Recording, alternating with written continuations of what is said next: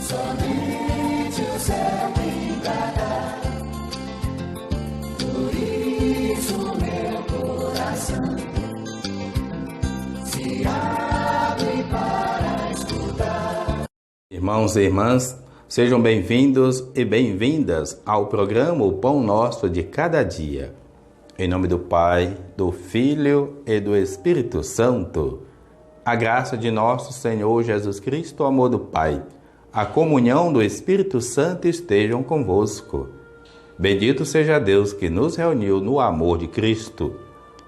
Vamos ler e meditar o Evangelho de Marcos, capítulo 6, versículo de 14 a 29. Naquele tempo, o rei Herodes ouviu falar de Jesus, cujo nome se tinha tornado muito conhecido. Alguns diziam: João Batista ressuscitou dos mortos, por isso os poderes agem nesse homem. Outros diziam: é Elias. Outros ainda diziam: é um profeta, como um dos antigos profetas. Ouvindo isto, Herodes disse: ele é João Batista.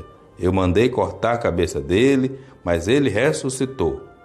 Herodes tinha mandado prender João e colocá-lo acorrentado na prisão. Fez isso por causa de Herodíades, mulher do seu irmão Filipe, com quem se tinha casado. João dizia a Herodes: não te é permitido ficar com a mulher do teu irmão. Por isso, Herodíades o odiava e queria matá-lo, mas não podia. Com efeito, Herodes tinha medo de João, pois sabia que ele era justo e santo, e por isso protegia. Gostava de ouvi-lo, embora ficasse embaraçado quando o escutava. Finalmente chegou o dia oportuno, era o aniversário de Herodes, e ele fez um grande banquete para os grandes da corte, os oficiais e os cidadãos importantes da Galileia. A filha de Herodíades entrou e dançou, agradando a Herodes e seus convidados. Então o rei disse à moça: pede-me o que quiseres e eu te darei. Ele jurou dizendo: eu te darei qualquer coisa que pedires, ainda que seja a metade do meu reino. Ela saiu e perguntou à mãe: o que devo pedir? A mãe respondeu: a cabeça de João Batista. E voltando depressa para junto do rei, pediu: quero que me dê agora num prato a cabeça de João Batista. O rei ficou muito triste, mas não pôde recusar. Ele tinha feito o juramento diante dos convidados. Imediatamente o rei mandou que um soldado fosse buscar a cabeça de João. O soldado saiu, degolou-o na prisão, trouxe a cabeça num prato e a deu à moça, e ela entregou à sua mãe. Ao saber disso, os discípulos de João foram lá, levaram o cadáver e o sepultaram. Palavra da salvação. Glória a vós, Senhor. Amados irmãos e irmãs, o projeto daqueles que vivem a favor da morte é assim. Eles, por conta de ter uma vida espiritualmente morta, eles não se importam de tirar a vida do próximo. Aliás, qualquer um que represente uma ameaça, que até seja um pequeno incômodo, arruma um jeito de eliminar aquela pessoa.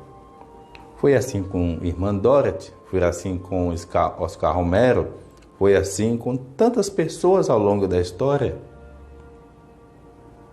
Por isso que é importante você acordar.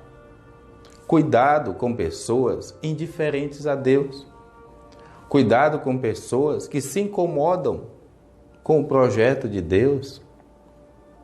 E a estrutura, muitas vezes, obriga a pessoa a fazer até aquilo que sozinha ela não seria capaz de fazer.